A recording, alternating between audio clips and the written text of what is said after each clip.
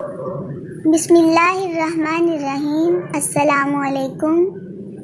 حضرت ابو ہریرہ رضی اللہ عنہ سے روایت ہے کہ رسول مکرم نور مجسم حضرت محمد صلی اللہ علیہ وآلہ وسلم نے ارشاد فرمایا کہ جب حضرت ابراہیم علیہ السلام کو آگ میں ڈالا جا رہا تھا تو آپ نے عرض کی، اے الہ العالمین، بے شک تو آسمان میں تنہا دیکھتا ہے اور میں زمین میں تنہا تیری عبادت کرنے والا ہوں۔ ارشاد الہی ہوا، ہم نے کہا، اے آگ ہو جا ٹھنڈی اور سلامتی والی ابراہیم پر۔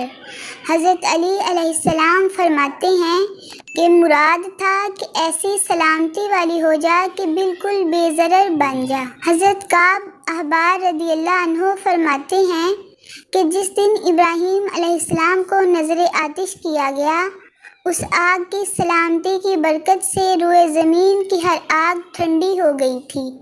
کسی شخص نے بھی اس دن آگ سے کوئی فائدہ نہ اٹھایا۔ جس رسی سے حضرت ابراہیم علیہ السلام کی مشقیں کسی گئی تھی، اس کے سوا کوئی چیز بھی نہ جلی۔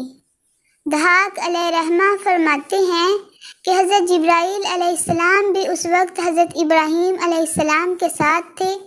چہرے پر پسینے کے سوا اور کوئی گزن آپ کو نہ پہنچی تھی۔ حضرت جبرائیل آپ کی رخ انور کے پسینے کو صاف فرماتے رہے۔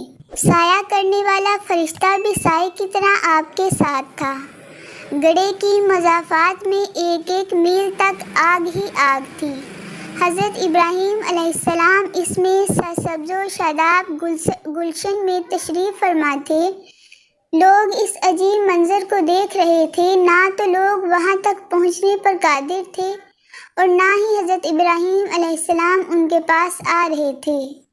حضرت ابو ہریرہ رضی اللہ عنہ سے روایت ہے کہ سب سے بہترین کلمہ آپ کے والد کا وہ تھا جو انہوں نے اپنے بیٹے کو آگ کے شراروں میں محفوظ و مامون دیکھ کر کہا تھا کہ اے ابراہیم، تیرا رب بہترین پروردگار ہے۔ محترم ناظرین، آپ سے گزارش ہے کہ اگر آپ نے ابھی تک میرے چینل کو سبسکرائب اور ویڈیو کو لائک نہیں کیا تو برائے مہربانی چینل کو سبسکرائب اور ویڈیو کو لائک اور شیئر کر دیں۔